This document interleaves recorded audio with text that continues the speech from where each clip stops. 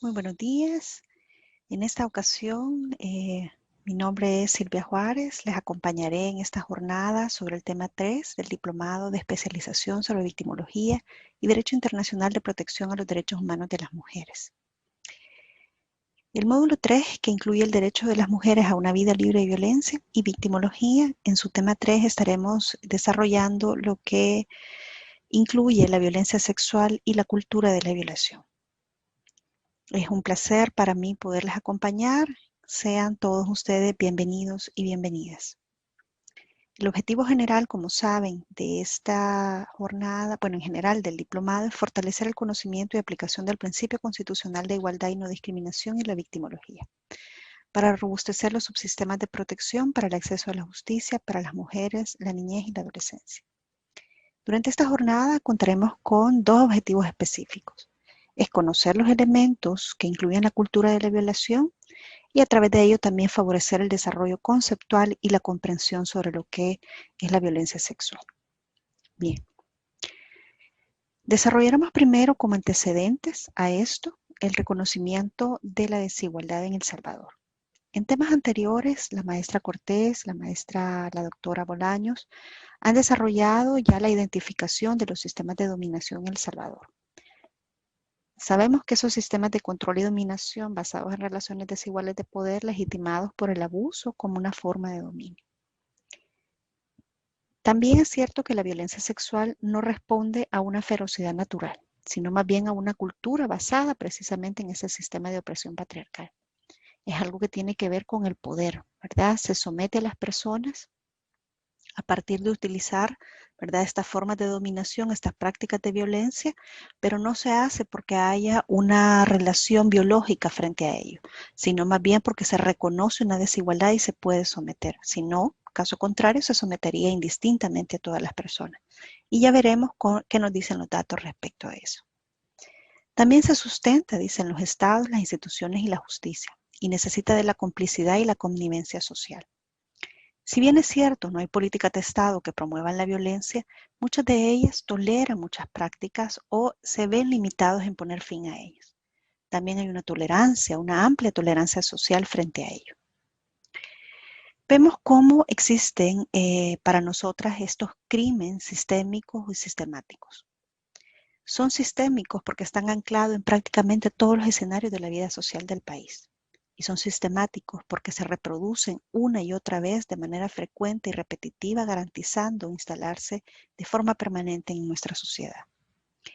De ello se puede advertir que hay al menos 3 elementos que vamos a advertir en toda esta análisis de la violencia sexual o la violencia por medios sexuales.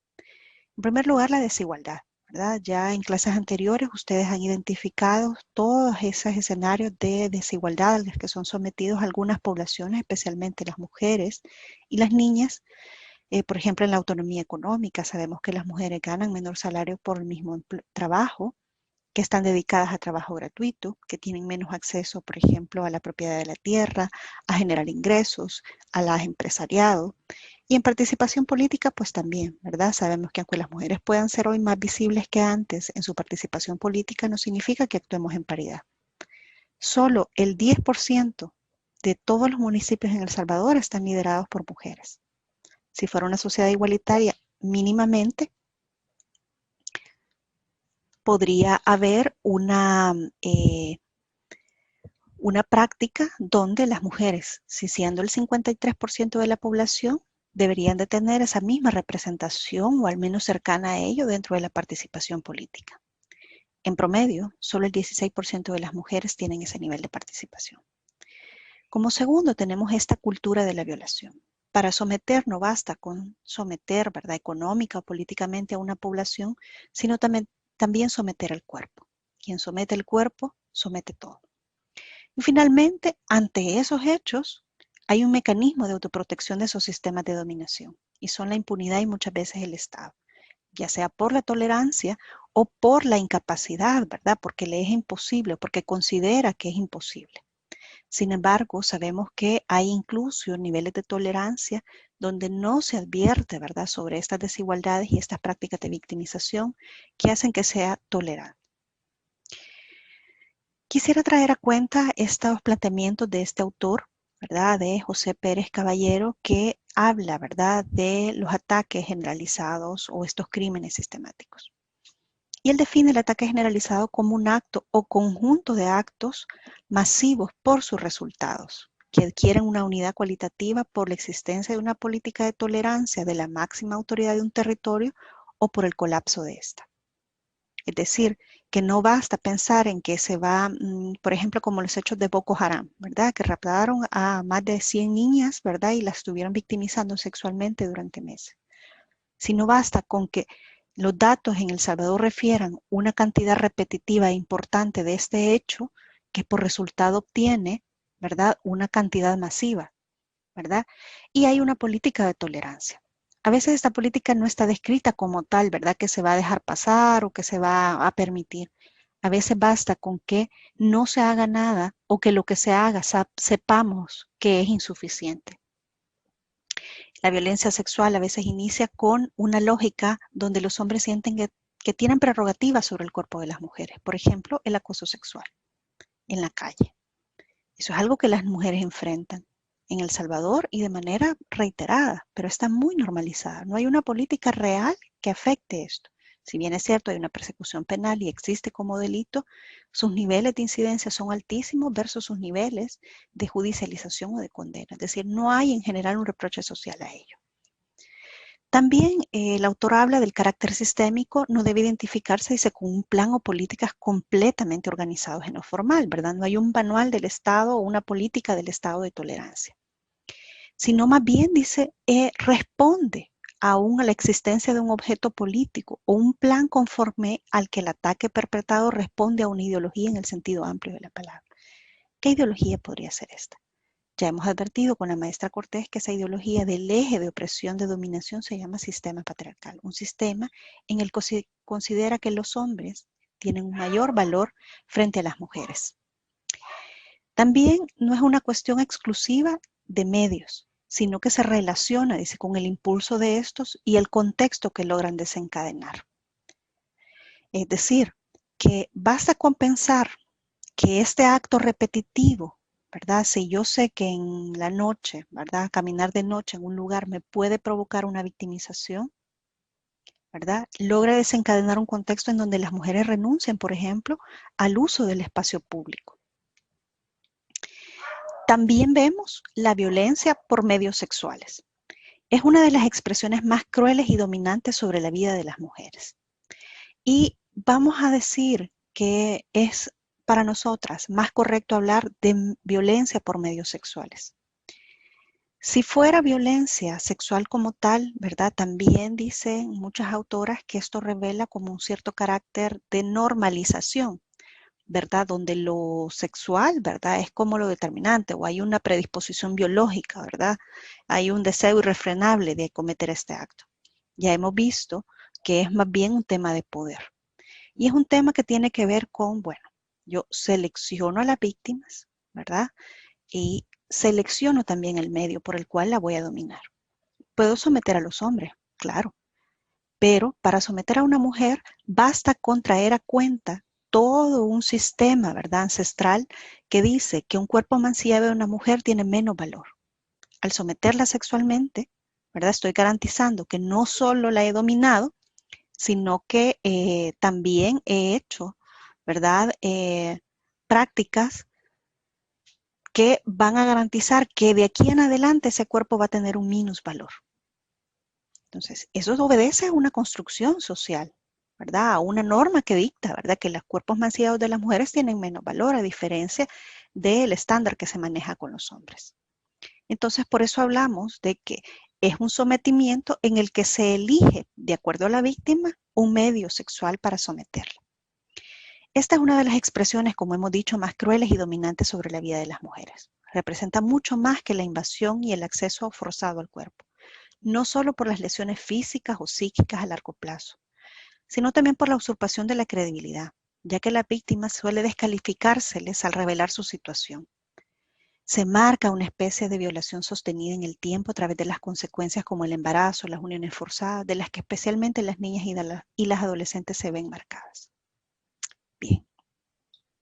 En El Salvador, los antecedentes nos revelan que El Salvador, como parte de una región que tuvo una invasión, ¿verdad? En la que se apropió el territorio, ¿verdad? Los territorios de Abya Yala, ¿verdad? Que eran como eran conocidos antes de ser América, ¿verdad? Y la utilización de la violencia sexual y la destrucción de los cuerpos de las mujeres como parte de la apropiación del territorio. Recordaremos, ¿verdad? En los libros de historia, en los estudios sociales, cuando veíamos esta parte de la denominada conquista, pero que también fue una invasión del territorio y un genocidio. Y recordemos qué se hacía con los hombres, ¿verdad? Con los hombres había una pelea bélica, un enfrentamiento bélico y se les aniquilaba. En el caso de las mujeres no se les aniquilaba, sino que se les violaba. ¿Por qué? Porque parte de una táctica de apropiación de un territorio es garantizar que quienes viven o quienes están en ese territorio pertenezcan al grupo invasor.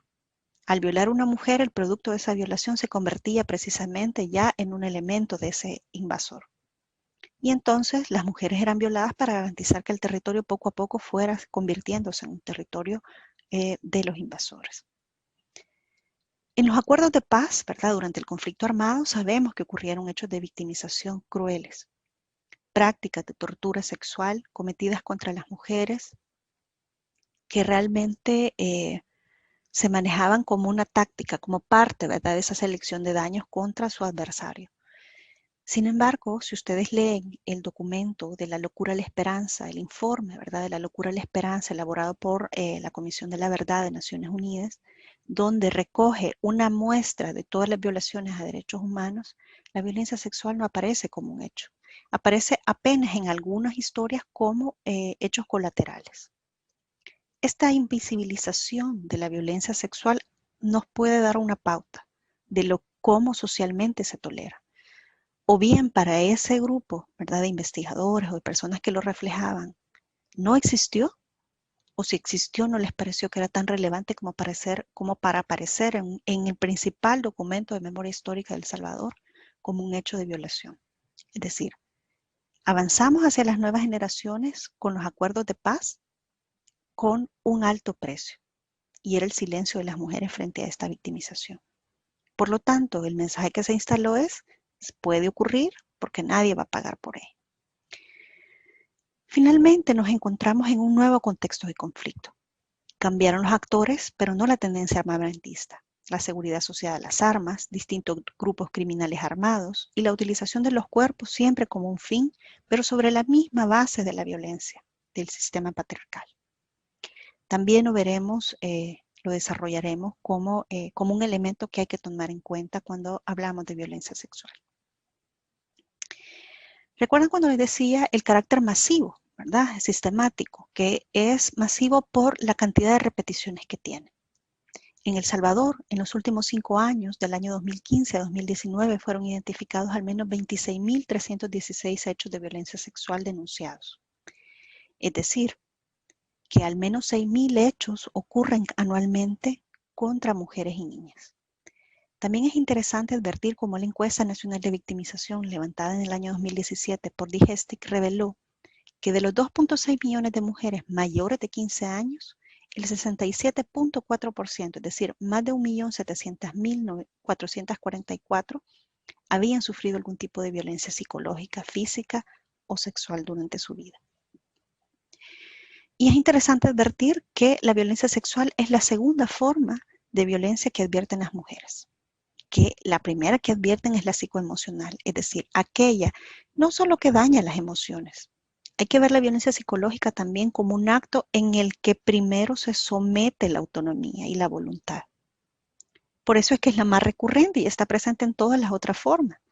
Nadie llega y de entrada te pega un golpe o ejerce una violencia sexual. Esos son los menos, ¿verdad?, hechos registrados. ¿Qué ocurre primero? Primero hay toda una anulación de la autonomía y eso pasa de diversas formas como ya vamos a ver.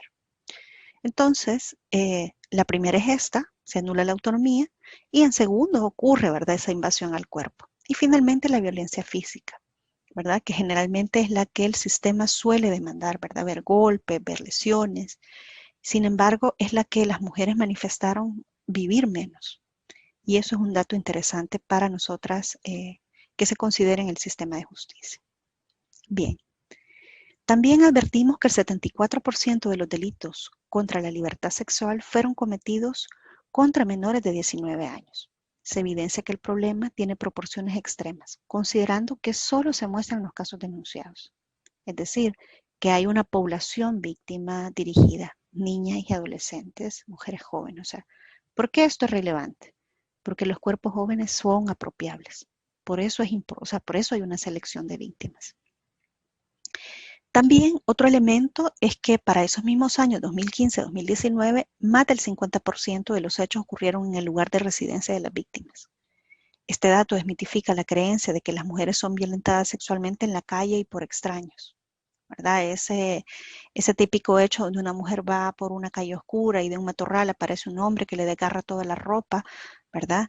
Lo que nos están diciendo los datos es que el mayor riesgo que enfrentan las mujeres está en sus propios hogares. Y también nos llevan a inferir, con alto porcentaje de esos casos, el perpetrador ha sido una persona de confianza.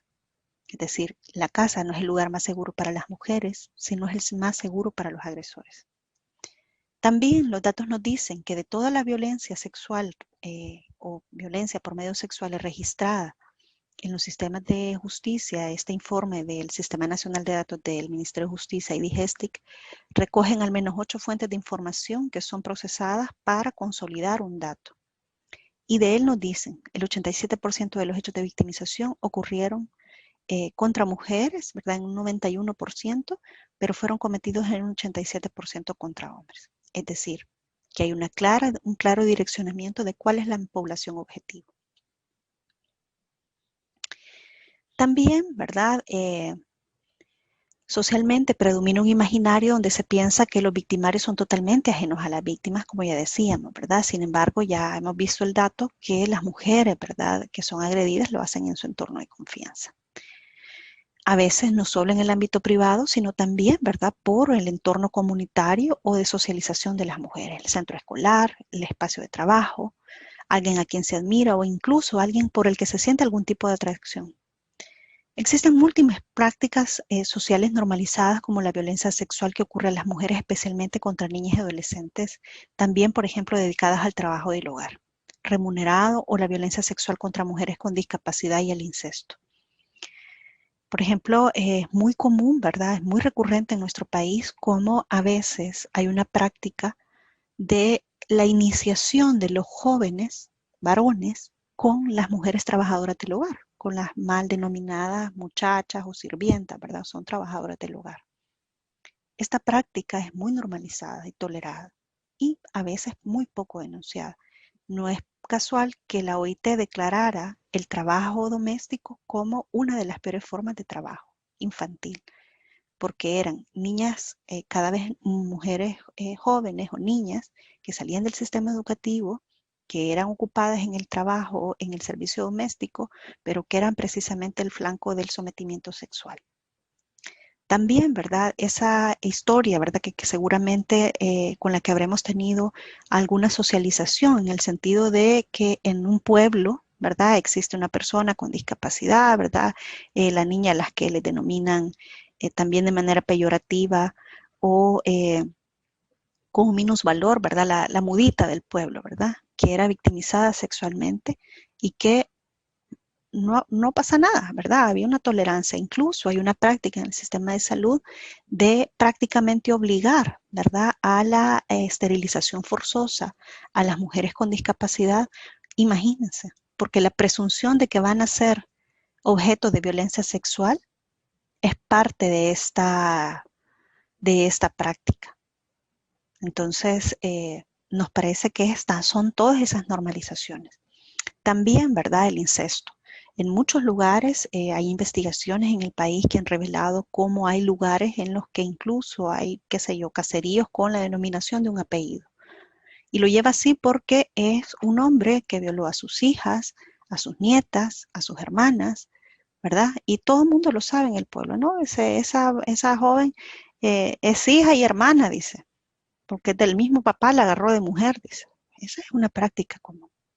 Es decir, hay unos niveles de socialización y de connivencia social ante esto. Veamos qué nos dice también la referencia jurisprudencial a nivel internacional. Recuerden que este curso pretende también apoyar, ¿verdad?, toda la justiciabilidad que pueda haber de estos hechos basados en estándares de protección internacional. Fíjense, voy a reseñarles todas estas referencias, ¿verdad?, que ustedes también pueden encontrar en un documento que acaba de ser lanzado por ONU Mujeres y la OEA sobre los estándares de protección de derechos humanos de las mujeres, herramientas necesarias para la defensa de su participación política. En ella condensa una serie de referencias que establecen estándares. Un estándar es la talla mínima que una debe de advertir para analizar un hecho de violación a derechos humanos. Y dice, la violación sexual constituye una forma paradigmática de violencia contra las mujeres, cuyas consecuencias incluso trascienden a la persona de la víctima. Y vean qué interesante. Esta es una sentencia de la Corte Interamericana de Derechos Humanos contra el Estado de El Salvador. Es el caso de la masacre del Mozote y lugares aledaños. También la violación, dice, es una invasión física de naturaleza sexual cometida sobre una persona bajo circunstancias coactivas. Pero vean qué interesante, la violencia sexual no está limitada, dice, a la invasión física del cuerpo. Puede incluir actos que no suponen penetración o siquiera contacto físico. Por ejemplo, el ciberacoso, ¿verdad? También es una forma en la que no se ha tocado el cuerpo, pero hay una invasión, ¿verdad?, que tiene la capacidad de ejercer la misma suerte de resultados que si la hubiera. También dice la Corte Interamericana en el caso Rosendo Cantú contra México, ¿verdad? En términos generales, dice, la violencia sexual, al igual que la tortura, persigue, entre otros, fines de intimidar, degradar, humillar, castigar o controlar a la persona que la sufre. Por eso decimos, la selección de la victimización por medios sexuales es en realidad la selección de un método, pero el fin es someter.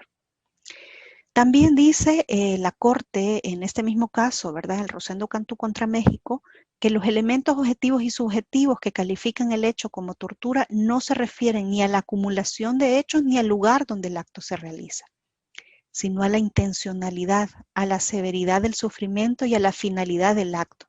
Requisitos presentes, ¿verdad?, en el caso que se llevó a cabo, en ese caso en la Corte. Traigo a referencia esta jurisprudencia y voy a acotarles, ¿verdad?, para su conocimiento. Seguramente ustedes ya lo tienen, pero se los dejo. Es la obligación, ¿verdad?, de considerar estos estándares que acabo de leer como parte de sus obligaciones. Y se llama el control de convencionalidad, ¿verdad? Ustedes muy bien lo conocen. Y dice la Corte Interamericana de Derechos Humanos, la obligación de realizar el control de convencionalidad corresponde a los jueces y órganos vinculados a la administración de justicia en todos los niveles. No porque sea un juzgado de paz, no porque sea un, qué sé yo, un juzgado de áreas del derecho privadas como mercantil, dice, no pueden obviar el mandato que tienen de cumplir de buena fe con los tratados ratificados por el país que se vuelven leyes de la República. Y habla en este caso del año 2010 sobre una sentencia emitida contra el Estado de México. Este tribunal dice, ha establecido en su jurisprudencia que es consciente de que las autoridades internas, en el caso de México, están sujetas al imperio de ley y por ello están obligadas a aplicar disposiciones del ordenamiento jurídico. Pero vean lo que dice. Pero cuando un Estado es parte de un tratado internacional como la Convención Americana, todos sus órganos, incluidos sus jueces, también están sometidos a aquel, lo cual obliga a velar por los efectos de las disposiciones de la Convención y que no se vean mermados por la aplicación de normas contrarias a su objeto y fin. Los jueces y órganos vinculados a la administración de justicia en todos los niveles están obligados a ejercer ex oficio un control de convencionalidad. Entre las normas internas y la Convención Americana, evidentemente, dice, en el marco de sus respectivas competencias y de las regulaciones procesales correspondientes. En esta tarea, los jueces y órganos vinculados a la administración de justicia deben tener en cuenta no solamente el tratado, fíjense bien, sino la interpretación que del mismo ha hecho la Corte Interamericana de esta última. Es decir, que en esas sentencias donde la Corte aplica tanto la Convención Americana, la Convención Belén do Pará, el Protocolo de San Salvador, cualquier norma, ¿verdad?, a la que El Salvador se haya ratificado como miembro de la OEA, dice, y que haya sido interpretado por la Corte a través de una sentencia, les obliga a los jueces de todos los países miembros de la OEA a ajustarse a ese estándar. Compartí además, ¿verdad?, también a nivel nacional, ¿verdad?, ya la sala de lo penal también ha establecido, ¿verdad?, en sus resoluciones, por ejemplo, en esta casación del año 2016, establece, por su parte, las sentencias de la Corte Interamericana de Derechos Humanos tienen un valor diferente y superior, ya que son de obligatorio cumplimiento para la República de El Salvador en virtud de que este es parte de la Convención Americana sobre Derechos Humanos, cuya aplicación e interpretación con efecto general obligatorio corresponde a la referida Corte. En virtud de ello, tribunales nacionales se encuentran en el deber ineludible de potenciar la aplicación más amplia y posible y el mayor respeto a las obligaciones establecidas por este tratado internacional, así como por la jurisprudencia de la Corte Interamericana que constituye fuente de derecho derivada del mismo instrumento internacional. Como vemos, ¿verdad?, la Sala de lo Penal también invoca, ¿verdad?, este principio de control de convencionalidad. Bueno, otros elementos críticos que también debemos tener a la base de los antecedentes, ¿verdad?, cuando vamos a hablar de la cultura de la violación y de todo lo que tiene que ver con la violencia por medios sexuales.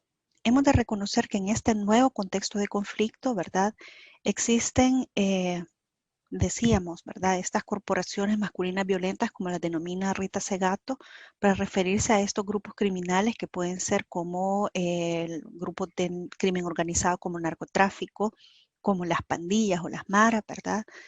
También, ¿verdad?, la violencia sexual desde la depredación incorpórea, es decir, este nuevo espacio, ¿verdad?, de victimización como es el ciberespacio o el espacio virtual, donde vemos unos niveles de victimización en los que se complejizan las formas de persecución, pero además también se superponen otros elementos como por ejemplo, si antes yo enfrentaba a un agresor, ¿verdad?, era mi posición frente a este agresor.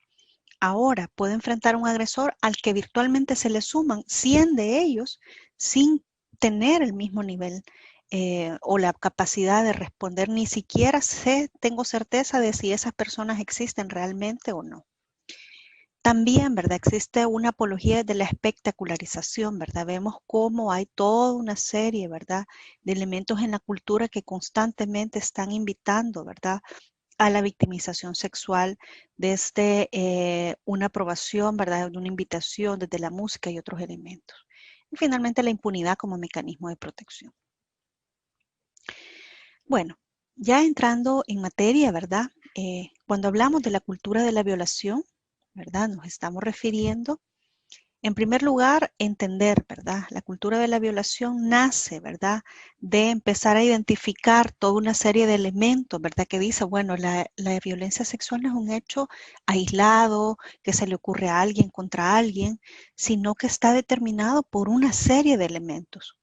Pero esos elementos actúan cuando el hecho ha ocurrido. Es decir, una vez ocurre un hecho de violencia sexual, ¿verdad?, hay toda una serie de respuestas que están ya programadas para que ese hecho se mantenga. Y entonces dice esta autora, Virginia Despentes, en la teoría del King Kong, la cual les sugiero leer, es muy cortita y muy buena, donde ella narra toda la experiencia, ¿verdad?, que se tiene desde la victimización sexual como sobreviviente. Y dice, la violación, dice, es un programa político preciso. Esqueleto del capitalismo, dice, es la representación cruel y directa del ejercicio del poder. Designa un dominante y organiza las normas del juego para permitir el ejercicio de su poder sin ninguna restricción. Esto es lo que precisamente desarrolla la cultura de la violación. La cultura de la violación es un término usado para describir la cultura en la cual la violación es un problema social y cultural y es aceptada y normalizada debido a actitudes sociales sobre el género, el sexo y la sexualidad, y responde a una pedagogía que delimita el poder. O sea, en la cultura social, dice, ¿verdad?, en todos los elementos culturales de una sociedad, se toman, ¿verdad?, de base estos elementos específicos para hacer una especie de norma, ¿verdad?, o de expresiones que llevan a tolerar o a promover la violación como un hecho que debe pasar a ciertas poblaciones. Y dice, se manifiesta a través de la aceptación de las violaciones como un hecho cotidiano, incluso una prerrogativa masculina. Puede ser exacerbada por la apatía de la sociedad o por la culpabilización de las víctimas. Y bueno, esta forma en que se ha representado, ¿verdad? Esta definición de la cultura de la violación dice, significa culpar a la víctima, no creer cuando denuncian, victimizar al agresor, ¿verdad? O juzgar a la víctima, ¿verdad? Estos son elementos precisamente de que en buenas cuentas, ¿qué hace todo eso en su conjunto si lo denominamos? Es decir, eso que te ocurrió, que tú dices que te ocurrió, uno, no te lo creemos porque tu palabra vale menos. Dos, ¿verdad? Si te ocurrió es porque así debía ser, porque tú lo provocaste, ¿verdad? Entonces la cultura de la violación lo que hace es ejercer toda una serie de respuestas que favorecen que este hecho no sea juzgado y que por el contrario se proteja a los perpetradores como una forma de incentivar que este problema persista. Kay Millett hablaba, ¿verdad? Ella es una autora que, bueno, falleció hace creo que un par de años y ella hablaba, explicar, ¿verdad? Ella saca un libro que se llama sobre todas estas prácticas, ¿verdad? De el amor romántico. O sea, ella empieza, ¿verdad? A politizar, ¿verdad? Como dicen estas lógicas, en esta telaraña, ¿verdad? El amor romántico, muchas veces se domina a las mujeres. Entonces hay una frase muy famosa de ella que dice, el amor ha sido el opio del pueblo como la religión a las masas. Mientras nosotros amábamos, los hombres gobernaban. Entonces se han fijado, ¿verdad? Que por amor, ¿verdad? Las mujeres hacen trabajo del cuidado no remunerado, ¿verdad? En nombre del amor. Kay Millett, pero lo interesante de su obra es que ella empieza por explicar el concepto de política. ¿Qué es lo político? Dice. Es un conjunto de relaciones y compromisos estructurados de acuerdo con el poder, en virtud de los cuales un grupo de personas queda bajo el control de otro grupo. Para Kay Millett, dice, es imprescindible concebir una teoría política que estudie las relaciones de poder en un terreno menos convencional que aquel que estamos habituados. Generalmente el ámbito de la política es algo formal, es algo de prácticas, ¿verdad?, que funcionan en relación de políticas, de instituciones, de estamentos. Pero ella dice, antes que entrar a eso, dice, una teoría política debería empezar por concebir que la función de las personas, o sea, dice, la realidad de las personas que interactúan, dice, desde lo personal, donde esa relación que surge entre las razas, las castas, las clases y los sexos, dice. En cuanto a la política de los sexos, un examen objetivo muestra que nuestras costumbres sexuales constituyen también una relación de dominio y subordinación. El dominio sexual es tal vez la ideología más profundamente arraigada a nuestra cultura, lo cual se debe al carácter patriarcal, dice, de nuestras sociedades y a todas las civilizaciones históricas en muchos ámbitos. El poder ha estado en manos masculinas y este se basa en dos principios. El macho debe dominar a la hembra y el macho de más edad debe dominar al más joven. Entonces lo que ella plantea es, miren, no podemos apartar el hecho de que ¿por qué las mujeres participan menos en la política? ¿Se recuerdan que veíamos con la maestra Cortés este elemento de las desigualdades? Lo hemos traído a cuenta al inicio de esta jornada y decimos, bueno, ¿por qué? Hay algún estudio que creo que se hizo desde Asparlexal y en él refería, ¿verdad? Cuando se consultaba a las mujeres, cuáles habían sido sus retos a la hora de ingresar al escenario político con las primeras mujeres que fueron diputadas. También, ¿verdad? Hemos entrevistado a mujeres en los territorios, ¿verdad? Y decimos, ¿por qué ustedes no participan en política? Y bueno, cuando vemos el tratamiento que se les da en la contienda a las mujeres es claramente diferencial y se ataca precisamente esta subordinación sexual. Por ejemplo, no es lo mismo que yo le diga, bueno, que tuvimos un expresidente que había tenido 7 parejas sexuales e incluso hijos con ella, etcétera, con ellas, o sea, un hijo de diferente mujer, y no, eso no representó ningún elemento de descalificación. Pero a las mujeres en los territorios nos dicen, mire, si a mí me llegan a decir, miren, Silvia, tú has tenido como 7 maridos, ¿verdad? ese ya es un elemento, que esto lo vamos a hacer público. Si usted quiere participar, pero usted téngase, ¿verdad? Públicamente se lo van a sacar. Eso puede ser inhibitorio, ¿verdad? O sea, yo puedo decidir ya no participar gracias a eso. Entonces dice esta autora, no deberíamos dejar de reconocer que en todos los aspectos políticos de las mujeres, de su participación, está sobre la base de estas relaciones entre los sexos y de cómo, ¿verdad?, este dominio sexual se atraviesa en él. Entonces, ¿cómo funciona esta cultura de la violación? Es decir, todas estas normas que atraviesan la violencia sexual.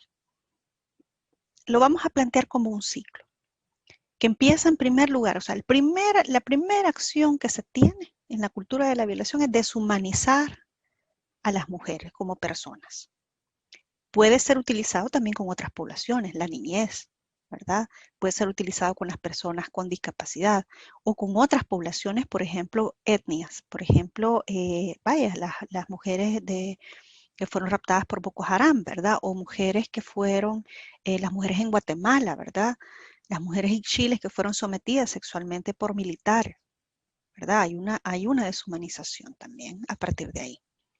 Lo segundo, ¿verdad? Es una ética sexual del silencio. Vamos a ver, deshumanizamos a las mujeres, se perpetra la violencia, luego viene un silencio, le subsiguen los mecanismos de protección del agresor y la destrucción de la credibilidad de las víctimas. Es decir, la primera medida que se toma para proteger al agresor es destruir la credibilidad de las mujeres. Las mujeres no tienen palabra. Y finalmente, cuando ya todo esto se va acercando, el valor remedial de la violación que ya vamos a ver.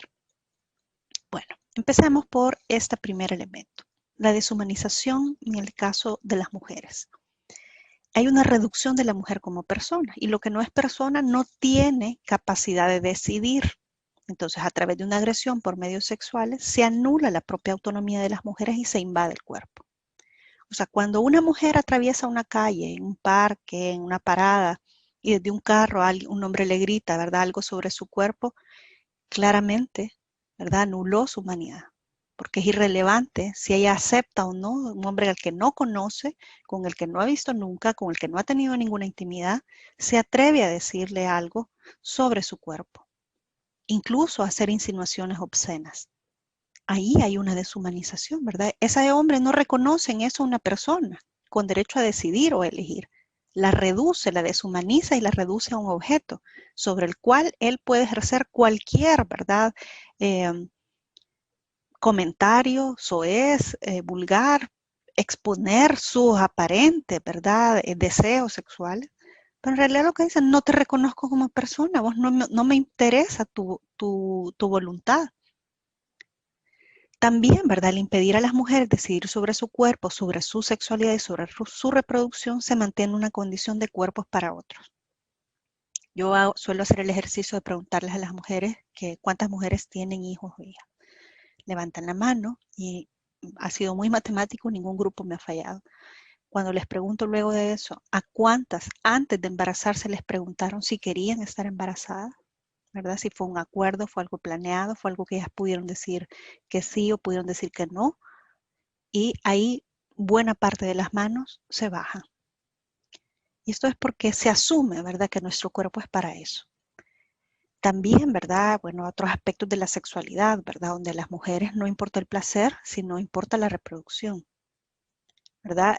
Yo recuerdo que cuando hacemos talleres, por ejemplo, con las mujeres, por ejemplo, en los territorios, si les preguntamos, ¿verdad?, hacemos este juego del reloj, ¿verdad?, para identificar todo lo que hacen las mujeres en el día y reconocer todo el trabajo del cuidado no remunerado. Y les ponemos a que numeren hora por hora, desde que se despiertan hasta que se acuestan, todo lo que hacen. Y es interesante ver que la mayoría de mujeres pone al final de su jornada, cumplir con mis deberes de esposa. ¿Qué significa cumplir con un deber? En realidad no es un encuentro de voluntades donde coincidimos y tenemos un acto de placer, sino que es un deber, o sea, es irrelevante, ¿verdad?, el placer para ellas. Esto lo que dice en realidad, lo que está debajo, es decir, ese cuerpo es para otros. Es irrelevante tu decisión. También dice, a través de esta agresión se busca dominar, degradar, humillar y someter a la víctima. y por tanto se espera que deja secuelas, como ya veíamos en la jurisprudencia, ¿verdad? Más allá del acto mismo, pues se espera que sea sostenido a través de dejar a la víctima con un sentimiento de desvaloración. Por eso les decía, ¿por qué alguien, ¿verdad? Un hombre puede someter a otros hombres ciertamente. Ingresa, por ejemplo, un grupo de hombres a una casa. Bueno, vamos a saltar. Manos arriba, todos se van a meter en un cuarto y aquí vamos a desvalijar todo esto. A los hombres los encierran en un cuarto, pero a las mujeres las sacan y las victimizan sexualmente. Si es un deseo irrefrenable, ¿por qué no lo hizo con todos? ¿Por qué hubo esa selección de víctimas? Porque se sabe que una mujer que ha estado sometida, ¿verdad?, sobre la cual se invadió su cuerpo, tiene un minusvalor. O sea, hay un efecto sostenido que se espera con la violencia sexual. Porque hay como un sello, ¿verdad? Entonces, ese hombre que penetró, ¿verdad? O ese hombre que tocó, ya puede asumir la dueñidad de ese cuerpo, como dice Rita Segato. Entonces, a partir de apropiarse de ese cuerpo, entonces espera, ¿verdad?, que no importa que no lo conozca, que ella no acepte, pero al haberla mancillado, al haberla violado, al haberla victimizado, al haberla tocado, al haberla ultrajado, ¿verdad?, puede saber que esa mujer está totalmente, ¿verdad?, desvalorizada, ¿verdad? Las mujeres se sienten que no valen nada, se sienten sucias, sienten culpa, sienten inseguridad, sienten que han perdido el control de todo. ¿Por qué? Imagínense una invasión a tu cuerpo en el que no has podido poner límites, en el que ni siquiera, en el que ha sido relevante tu consentimiento. Y entonces vienen las mujeres, se aíslan, ¿verdad?, de sus propias redes de apoyo, suelen guardar silencio, ¿verdad? No denuncian inmediatamente, ¿verdad? Porque implica una vergüenza, porque hay socialmente hay todo un elemento de desvaloración sobre esto. Y entonces viene un poder, ¿verdad?, que le somete y dice, bueno, este cuerpo no solo lo voy a someter en este momento, sino que además va a tener un permanente sometimiento a partir de que yo, que le he mancillado, le he quitado el valor como persona, porque ya no es persona, o no con el mismo valor. Y entonces las mujeres incluso terminan asumiendo cierta responsabilidad que no tienen, se sienten avergonzadas y llegan hasta desear la muerte. Hay importantes índices de suicidio, incluso en El Salvador tiene la tasa de suicidios en adolescentes más alta de América Latina y está bajo una hipótesis muy fuerte determinada por la victimización sexual. También, ¿verdad?, la industria del sexo es la principal aliada de la cultura de la violación. Con la pornografía como telón de fondo, dice, como medio de instrucción, ¿verdad?, entre comillas, donde los patrones de la sexualidad están construidos en considerar que la erotización masculina surge del contacto con mujeres que no muestran la más leve resistencia y oposición al deseo masculino, ¿verdad? Entonces la lógica es que una mujer no puede decir que no. De hecho, ¿verdad?, sabemos que ese no, ¿verdad?, cuando las mujeres dicen no, pero quieren decir sí, eso todavía salta a la vista. O sea, imagínense que una mujer no puede ni siquiera reafirmar que no, porque todavía es irrelevante, no importa lo que haya dicho, no se considera relevante. La agresión lleva a la víctima a sentirse totalmente vulnerable, ya que el perpetrador demuestra absoluta dominación sobre su cuerpo, sobre su autodeterminación y su posibilidad de decidir. O sea, consideren eso cuando analicen los hechos de violencia sexual que son sometidos a sus conocimientos. O sea, no solo hay una lesión corporal que lastima. Se ha dañado la dignidad, se ha dañado la capacidad de decidir, ¿verdad? Por eso se llaman delitos contra la libertad sexual, se ha violado esa libertad. Bueno, también como parte de la cultura de la violación, se habla del mito de la libre elección, ¿verdad? Muchas veces nos dicen, mire, pero una joven, ¿verdad?, que se fue con un hombre, ¿verdad?, siendo joven, pues él no la forzó, ¿verdad? No es que le desgarró la ropa, no es que la sometió. Entonces, aquí hay que tener cuidado y hay que pensar siempre, ¿verdad?, en todos los vicios del consentimiento, donde vemos cómo, por ejemplo, yo les ponía esta historia, ¿verdad?, de una vida con la trampa, ¿verdad?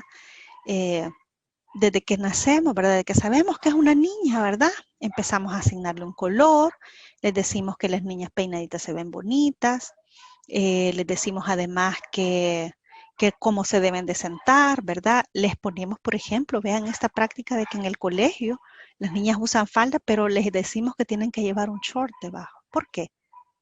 ¿Por qué hacemos esa práctica? Porque es una manera de decirle a las niñas que, eh, que tienen que cuidarse, ¿verdad? ¿Cuidarse de qué? ¿Por qué no estaría segura una niña de andar con una falda? Eso tiene que ver también mucho con cómo les enseñamos a las niñas que su cuerpo está en peligro constante, ¿verdad? También les empezamos a decir, ¿verdad? Que si está muy gorda, que no coma esto porque se le va a ver feo, que no se vistan así porque provocan, que porque no tienen novio a cierta edad, eh, ¿verdad? Empezamos a tener toda una serie de condicionantes sociales. Y entonces dice, la trampa de la libre elección incluso supone, dice, el ejercicio al paso de la igualdad, dice. Así el término escoger lo que quieres, hacer lo que te dé la gana sin preocuparte por el contexto en el que escoges, sin tener en cuenta el engranaje del sistema en el que te mueves, entre comillas, libremente, es un artefacto eficaz y eficiente que hace milenios que existe y se adapta a las circunstancias. Ahora el engranaje te hace creer que eliges lo que quieres cuando en realidad estás eligiendo lo que siempre estuvo pensado para ti. ¿Verdad? Dice, ahora las mujeres, pues mire, ahora ya no es como antes, ¿verdad? Que a las mujeres las casaban, ¿verdad? Hasta con un hombre que los padres elegían. Y entonces hoy dicen, no, y las mujeres eligen, ¿verdad? Sí, pero eligen finalmente lo que hubieran elegido en el pasado impuesto, pero esta vez lo eligen por otras condicionantes sociales, ¿verdad? Dice, la mencionada libertad de elección es una ficción cuando la presión sobre los cuerpos de las mujeres es cotidiana, continua y omnipresente desde que somos niñas. ¿Verdad? Le decimos, no, mira, esta niña no le debe de comer mucho, poner la dieta, ¿verdad? O se sienten siempre, la gente siempre se siente con el derecho de decir, mire, usted ya tiene canitas, no se quiere pintar el pelo, rebaje, mire, si usted, miren, mujer fea no hay, mujer mal arreglada sí, ¿verdad? Si usted se arregla, ¿verdad? Constantemente nos están enseñando que el cuerpo, ¿verdad? Ese cuerpo que solo debería ser relevante por un tema de salud, tiene que estar disponible bajo cierto estándar para otros, ¿verdad? Eh, es muy común, ¿verdad? Como con las niñas también se ejercen todos estos esquemas, ¿verdad? Las niñas no se rían a carcajadas, ¿verdad? Las niñas no juegan, ¿verdad? De manera brusca, no hacen ejercicios, no se suben a los árboles. Hay toda una limitación del cuerpo y eso es parte de ese sometimiento. Por ejemplo, yo les traía estas imágenes para que las observemos. Vean, por ejemplo. Miren, hay toda una industria respecto de las bodas. ¿Quién es el centro de la boda? ¿A quién se invita a casar? Veamos cómo, ¿verdad? Toda la industria que tiene que ver con la cosmética y las mujeres. Desaparece las canas, desaparece arrugas, desaparece ojeras, desaparecen las manchas. Es que así que nos anulan, desaparece esos kilos, ¿verdad? Los 15 años, ¿verdad? O sea, hay todo un escenario. ¿Por qué es importante si las arrugas son parte de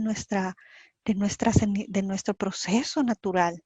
Las canas también, ¿verdad? O son parte incluso de una situación eh, que tiene que ver asociada con el estrés, ¿verdad? ¿Por qué debería haber, por qué debería ocultarlo? ¿Verdad? Entonces hay todas estas cosas que dice, bueno, si están tan en la libre elección, ¿verdad? Pero es una libre elección que constantemente está condicionando que yo tenga estas prácticas donde voy pensando, ¿verdad? Que es un cuerpo para otros y que los demás me dicen qué hacer con él. También, ¿verdad? Solemos pensar, ¿verdad? Que las mujeres tienen como único fin, ¿verdad? El casarse. O sea, el casarse es una de los elementos del fin de la vida de las mujeres. Eh, ¿Verdad? Si quieres dejar de ser una niña, embarázate, ¿verdad? Si quieres conseguir al hombre de tus sueños, enamóralo. Si quieres tenerlo toda la vida a tu lado, embarázate, ¿verdad? Si quieres salir de tu infierno en tu hogar, enamóralo y embarázate, ¿verdad? Aunque no lo crean, estos mensajes son bastante frecuentes en las niñas. Hay un bombardeo sobre esto. Cada vez más vemos novelas, vemos programas donde se hipersexualizan las niñas o donde se les invade, ¿verdad? Diciendo que la adultez aún, o sea, imponer prácticas de adulta aún cuando son niñas es una manera de emanciparse. No hay nada más alejado de eso. Porque una niña sometida a roles de adulta, en realidad lo que hace es someterse más. También el mito del amor romántico, ¿verdad? Esto es muy importante que lo analicemos, ¿verdad? Cuando las niñas incluso pueden decir, dentro de una victimización, ¿verdad? Incluso dentro del matrimonio, ¿verdad? Primero esa selección, ¿verdad? De pareja, aparentemente fue mi elección, ¿verdad? Pero ¿qué nos enseñan esas elecciones, ¿verdad? Toda la música y toda la industria del amor romántico, la química, vean. Es un hecho irracional, imagínense. No, es que es químico, dice. Mire, el hombre tiene mal carácter, es un tacaño, es acosador, es un don Juan, pero me siento atraída, es irracional, no importa cómo sea, yo me siento atraída. Eso nos han enseñado en las novelas, ¿verdad? Es una cosa ciertamente muy fuerte. ¿Han visto esas escenas típicas de la película, verdad? Donde ella le da una cachetada y después él la besa a la fuerza. O sea, imagínense, después de algo como eso, o sea, todavía, ¿verdad? Vincular una cosa, una práctica de violencia con algo romántico. Es muy potente este mensaje. También, ¿verdad? Esa lógica que el amor todo lo puede, ¿verdad? Todo lo puede, todo lo perdona, todo lo soporta. Vamos a ver si es cierto. ¿Cuántas, o sea, las mujeres pueden decir, miren, sí, yo sé, ¿verdad? Que él, él me engaña, pero yo soy la esposa. Dice, bueno, yo soy la catedral, las demás son capillas. Dice, si de la puerta para adentro es mío, de afuera yo no sé, dice. Entonces, las mujeres soportan eso porque todo el amor todo lo soporta, pero pensemos, invertamos la historia. ¿Cuánta será la tolerancia de los hombres a el adulterio, por ejemplo? ¿Cuánta será la tolerancia que alrededor del 11, entre el 11 y el 15% de los feminicidios en El Salvador ocurren por esta motivación? O sea, ¿cuál es la probabilidad de que un hombre por ser adúltero acabe asesinado? ¿Cuál es la probabilidad de que una mujer por la sospecha siquiera del adulterio pueda acabar asesinada? Hay una diferencia sustantiva. Y otro es el derecho de corrección, ¿verdad? También el mito del amor romántico, es que yo, ¿verdad? Te corrijo porque te quiero, ¿verdad? O te pego porque te quiero, ¿verdad? 5 de cada 10 mujeres dice que sufren la violencia psicológica a lo largo de su vida, ¿verdad? Según la encuesta de la Digestic. Y ahí funciona lo que viene un binomio, ¿verdad? Es un binomio perverso, ¿verdad? El maltrato que crea dependencia, ¿verdad? Para arriesgarse a querer, dice, se tiene que estar dispuesto a sufrir. Imagínense esa frase. Para arriesgar, o sea, ya de entrada el amor es un peligro, ¿verdad? Para arriesgarse a querer, se tiene que estar dispuesto a sufrir, ¿verdad? En el amor siempre se sufre, ¿verdad? No es cierto. Las relaciones, ¿verdad? Basadas en criterios de igualdad, equidad, de corresponsabilidad, de respeto, no tiene por qué haber sufrimiento. Entonces viene el enamoramiento, ¿verdad? Te enamoro, ¿verdad? Y te doy un buen trato, pero te maltrato y te creo dependencia. Y así, ¿verdad? Es un juego perverso. La elección, ¿verdad? Yo soy la elegida, ¿verdad? Tú eres mi elegida, ¿verdad? Las demás, ¿verdad? Pero a ti te elegí. En realidad es una selección, ¿verdad? Tú fuiste seleccionada, ¿verdad? La mujer que tiene ciertos valores es bien seleccionada. Entonces a las mujeres se les enseña a encontrarse en ese estándar para ser elegidas, ¿verdad? Aparentemente, pero en realidad es seleccionada. Hay una diferencia. Quien es elegida es por su cualidad, quien es seleccionada es por precisamente lo contrario, ¿verdad? Es del montón, ¿verdad? Hay una que va a resultar la que puede ser dominada. También se habla de la desolación de las mujeres, ¿verdad? Las mujeres solas son son un señalamiento, ¿verdad? Eh, cómo funciona esta práctica de discriminación contra las mujeres? Funciona, por ejemplo, en que la primera cosa que hacemos es ponerlas en foco, ¿verdad? ¿Cómo hacemos que sean visibles para que todo el mundo las señale? Y entonces las ponemos un estigma. Ese estigma puede ser, por ejemplo, la solterona, ¿verdad? Las mal cogidas, solteronas, ¿verdad? Las que ya las dejó el tren, ¿verdad? No bueno, eso que le dicen, mira, hija, ya tiene 40 años, ahí tenés un hijo, aunque sea de cualquiera, dice, pero no te quedes sola, porque la soledad para las mujeres no es bien vista socialmente, porque las mujeres estamos amarradas en nuestra humanidad a la dependencia. Entonces, también esta idea es muy fuerte en el amor. Los celos, ¿verdad? La idea del sufrimiento en el amor también contiene la idea de que si realmente amas a alguien es normal sentir celos, ¿verdad? Esas lógicas de dueñidad. ¿verdad? La venganza también, vea, como mecanismo para gestionar el dolor, el crimen pasional. Cada vez que ustedes escuchen eso en sus procesos, por favor, corrijan eso.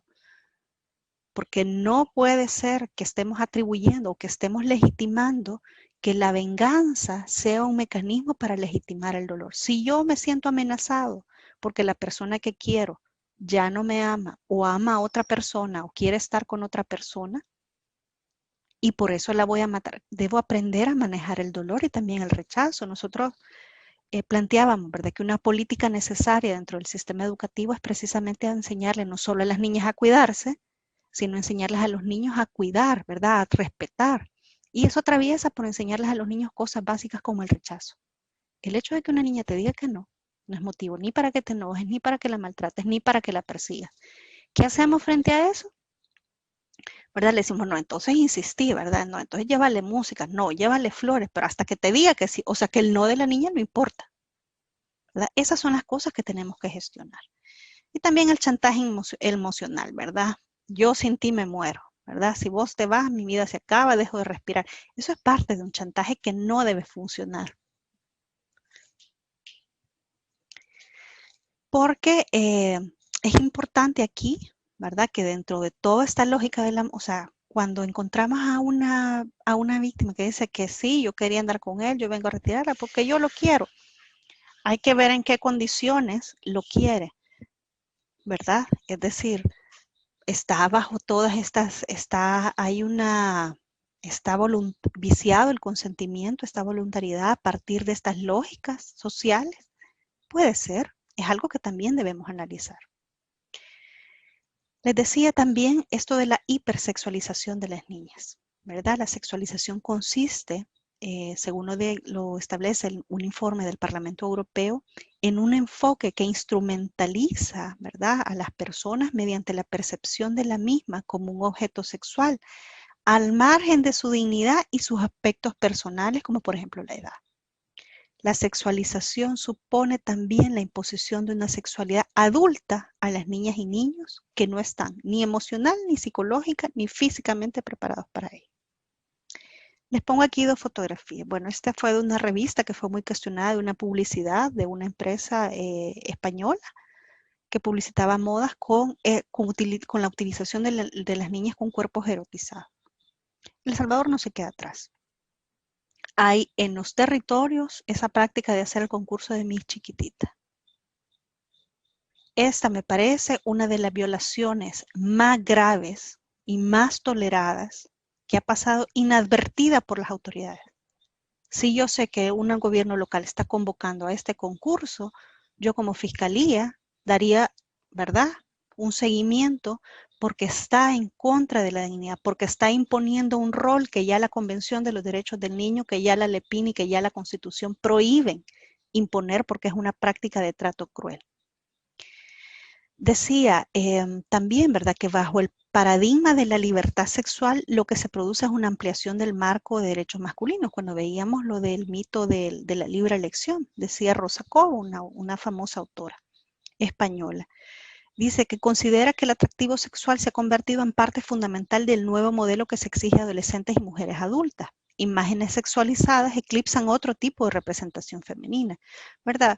Una mujer que parece no estilizada, no enseñando el busto, no con ropa apretada, ¿verdad? O de esta manera, colocada de esta manera, parece que pasa la opacidad, ¿verdad? No es tan relevante. Vean, por ejemplo, la representación de la feminidad que tienen nuestros canales de televisión, nuestras presentadoras, ¿verdad?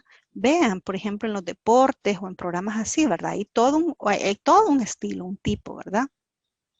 Entonces dice, esta presión para que las mujeres hagan de su cuerpo y de su sexualidad el centro de existencia se manifiesta en una cultura de la exaltación de la sexualidad, en la pornografía y en la prostitución. La mujer, de nuevo, dice despersonalizada, ¿verdad? Yo no tengo mi propia personalidad, ¿verdad? Yo no tengo derecho a vestirme así porque paso a ser, ¿verdad?, estigmatizada bajo otras lógicas, ¿verdad?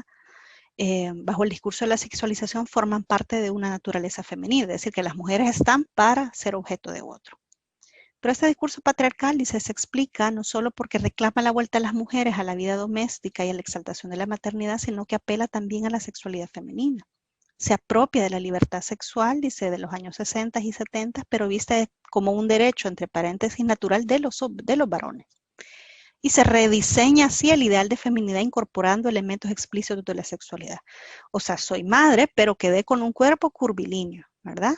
Soy, por ejemplo, ahora trabajo, pero ¿verdad? Mi imagen es de esta manera, ¿verdad? Las mujeres no se incorporan desde esa diversidad, sino es de un patrón sexualizado que está para otros.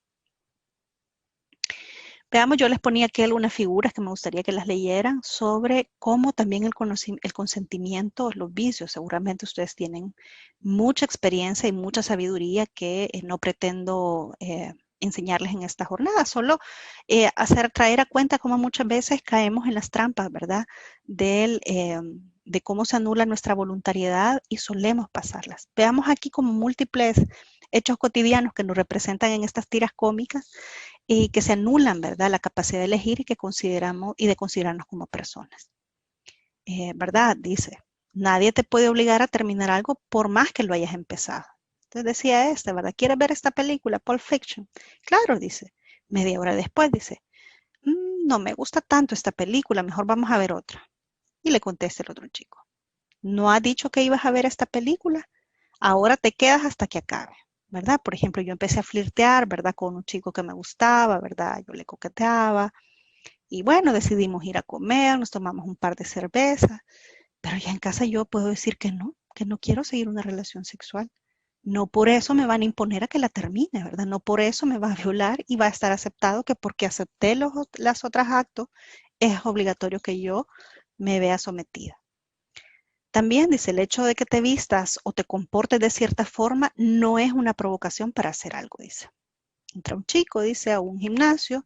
Oye, tú, dice, ven aquí, coge esta pesa. Y el chico le dice, pero yo no quiero cargar con esto. Ya, deja de ponerme pesas, le dice. A ver, vas vestido, le dice, como un levantador de pesas y mostrando tus músculos, estás pidiendo que te pongan a cargar, le dice, con estas pesas. Así que no me eches la culpa.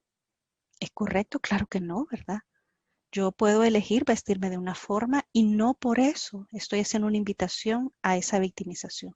Jamás debería invocarse en ningún proceso de victimización sexual estas formas que aparentemente o que son generalmente invocadas para justificar la victimización. Dice que aunque hay cosas que quieras intentar, no tienes la obligación de probarlo si no quieres. ¿Verdad? Tampoco, y bueno, ahí les voy a permitir que ustedes lo puedan leer.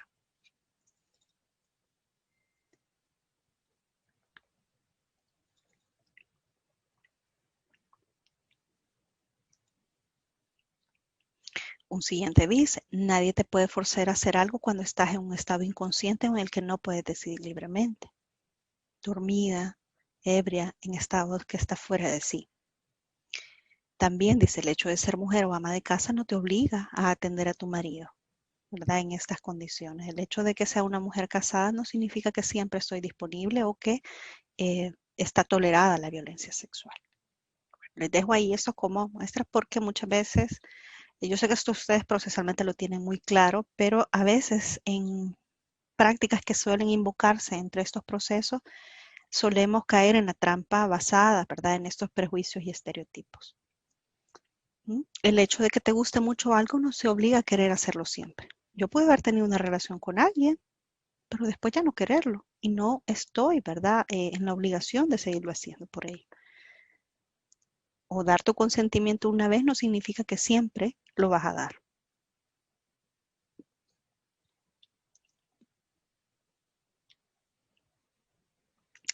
Bueno, la carencia de consentimiento, dice la jurisprudencia, en este caso los tribunales internacionales, ¿verdad? Hablan de la carencia de consentimiento, no tiene que ser probada por el fiscal como un elemento del tipo, dice. La existencia de circunstancias que puedan hacer que el consentimiento no se pueda expresar pueden ser suficientes para presumir la ausencia del mismo, por ejemplo, estar en estado de inconsciencia. El autor, mediante sus palabras o su conducta, a través de aquellos de cuyos actos es responsable, obliga a una persona por la fuerza o la amenaza de la fuerza o la coerción a servir como cónyuge, provocando en la víctima un sufrimiento mental grave, así como lesiones físicas, mentales o psicológicas. Si bien es cierto, estos casos fueron en Sudáfrica, también es importante traer a cuenta nuestra propia realidad, ¿verdad? Se habla, por ejemplo, de las parejas de pandilleros, ¿verdad? Es que es mujer de un pandillero. Quisiera saber si realmente fue una mujer que eligió, ¿verdad? Que se un acuerdo de voluntades o que ella fue seleccionada por la estructura para ser la esclava sexual de este pandillero. Entonces decía, este sometimiento, esta coerción, incluso en relaciones de matrimonio pueden ocurrir. ¿En qué se basa el reproche de los delitos contra la libertad sexual? ¿Verdad? Yo les hago esta pregunta. Porque muchas veces también suele haber una ponderación sobre la forma en que se comporta el acto, ¿verdad? Cuán violento fue, ¿verdad? Cuán desproporcional fue en términos de fuerza, cuánta afectación hubo. Y está claro, ¿verdad? Que la jurisprudencia, ¿verdad? Internacional, pero también nacional nos determina que no solo es necesario, o sea, no se debe valorar el hecho de la violación, por ejemplo, solo basado en esas circunstancias, sino en la falta de consentimiento. Por eso se llaman delitos contra la libertad sexual. Para que no exista violación, el consentimiento debe ser dado voluntariamente como resultado de la libre voluntad de la víctima evaluada en el contexto de las circunstancias existentes. Y ese contexto habla, por ejemplo, de que si alguien te amenaza con que va a matar a tu familia, por ejemplo, una estructura de pandillas que amenaza que le va a hacer algo a tu familia si no te vas con él, o el solo hecho de que un pandillero llegue a tu escuela y te diga, vaya, vos te vas a ir conmigo. Si analizamos el contexto de esa voluntad, mire, pero ella se fue con él, la amarrada no la llevó, a punta de pistola no la llevó, pero el contexto, ¿qué nos dice? ¿Está viciado o no ese consentimiento? Entonces dicen, la jurisprudencia y en la teoría legal es la falta de consentimiento, no la fuerza, lo que debe considerarse como elemento que constituye delitos como la violación. Bueno, dice Rita Segato, la violencia por medios sexuales tiene una función expresiva e instrumental, dice. También otras autoras que se suman a esto, ¿verdad? Como Mercedes Hernández y otras. Habla del embarazo impuesto, ¿verdad? El feminicidio, el suicidio feminicida. Dice, es una función expresiva porque tiene la capacidad de mantener o modificar el comportamiento de los receptores. Si yo sé que, por ejemplo, hay ir a un bar sola y salir de noche de él, puede acarrearme la violencia, probablemente es algo que yo deje de hacer o que piense en dejar de hacer. También tiene una función instrumental, dice. Todas las formas de victimización por medios sexuales, dice, mantienen a esa población bajo una doctrina del terror, ¿verdad? Yo allá de noche ya no dejo salir a mis hijas, ¿verdad? Porque la principal función de la violación está clara, dice, es la amenaza o intimidación constante de las mujeres que garantiza nuestro encierro y nuestro sometimiento. Por eso tampoco debe aludirse, ¿verdad?, a qué horas andaban las mujeres. La conquista de la libertad ambulatoria y del espacio público, ¿verdad?, están conquistadas. No tendrían por qué ser objeto de amenazas. Si yo elijo salir de noche, no debería representarme un riesgo de acabar bajo estas circunstancias. Entonces, decía Rita Segato, el problema de la violencia sexual es político, no moral, ¿verdad? Es sometimiento. Entonces decía, el violador no siente que actuó en contra de la ley, sino a favor de una ley moral. Por eso dice, si el ataque, o sea, no la atacó de día, ¿verdad?, frente a sus padres, frente a los policías, sino que esperó la noche, o esperó que ella estuviera con cervezas, o esperó una fiesta, dice. ¿Y por qué, dice? ¿Por qué esperaron esos momentos? Porque él siente, dice, que si lo hizo en esos momentos está justificado, dice. Entonces ellos actúan, o sea, es irrelevante para ellos que la ley prohíba, ¿verdad?, el invadir el cuerpo de alguien, sino que dice, estoy a favor de una ley moral. Si las mujeres no tienen por qué salir de su casa y si salió, pues que se atenga. Esa es la lógica. Pero en realidad estamos tolerando y son parte de los elementos de la cultura de la violación. También, ¿verdad? La erotización del dolor, ¿verdad? Es lo que le decía, con esta apología, ¿verdad? Que se hace, ¿verdad? Donde es muy cool, es muy in, ¿verdad? Es muy bueno eh, pensar, ¿verdad? Que el sometimiento de 5 hombres con una mujer, ¿verdad? Y también, ¿verdad? Cada vez es invocación. La experiencia e inocencia, ¿verdad? El cuerpo de una niña, ¿verdad? Cada vez planteamos más cómo esta victimización sexual se vuelve algo erótico, 50 sombras, ¿verdad? De dominación. Y es algo bueno. No sé, ¿verdad? Si realmente el amor, ¿verdad? O las relaciones se puedan basar en un sometimiento. El segundo elemento, ¿verdad? Se recuerdan que veíamos. Primero deshumanizamos a partir, ¿verdad? De no reconocer la autonomía de las personas y de utilizar toda una serie de paradigmas o mandatos sociales para predisponer, ¿verdad? A las mujeres a ser víctimas y a los hombres a ser victimarios. Luego, dice, cuando ocurre la violencia, ¿verdad? Viene una ética sexual del silencio, pero que incluso opera antes de que ocurra. Este concepto, acuñado por Patricia Castañeda, por esta autora, dice, remite a todos los valores a los cuales no se habla y que junto con el resto de valores sexuales deben ser entendidos como elementos fundamentales del discurso ideológico construido en torno a la experiencia sexual. Es un complejo ético, moral e ideológico basado en la prohibición de expresiones abiertas de la sexualidad por parte de las mujeres. ¿Verdad? Las mujeres no hablan de sexo. Las mujeres no dicen eso. Las mujeres no cuentan chistes vulgares. Las mujeres no deberían hablar de su experiencia sexual. ¿Por qué? Dice, porque la inocencia sexual se le ve como un atributo intrínseco a las buenas mujeres. Una buena mujer no habla de sexo, porque al no hablar está ahí diciendo que no sabe de eso. Y si no sabe es porque todavía es una mujer con un valor, ¿verdad? Para el sistema patriarcal. Se socializa para esconder, pero a la vez se le juzga por eso que se esconde, ¿verdad? Las mujeres, bueno, si viene enojada, bueno, es que quizás anoche, ¿verdad? No tuvo sexo, ¿verdad? Mal cogida, ¿verdad? O anda en sus días. Entonces, todo eso de la sexualidad que no se dice es justamente por lo que se nos juzga, ¿verdad? El hecho de que una mujer vaya o no de blanco al altar, ¿verdad? Está diciendo algo que no se dice, pero que se expresa y por el que se le juzga. No es que, mire, ya tuvo un hijo, ya es color cremita, mejor que lo lleve, porque ella tuvo el que ver con él, ¿ve? Entonces, esas prácticas, ¿verdad? Son parte de la ética sexual. Dice, la violación convierte a las mujeres en transgresoras de valores asignados a ellas. Una mujer que ha sido violada es por una mujer que no supo proteger su honra, dice. O sea, son responsabilizadas de su propia victimización. O sea, no está prohibido que ellos violen, sino que son ellas las que tienen que impedir que ellos lo hagan. Entonces, el tabú, el silencio que protege y la culpa como mecanismos de autocastigo son todo un entramado de poder dirigido para oprimir a las mujeres.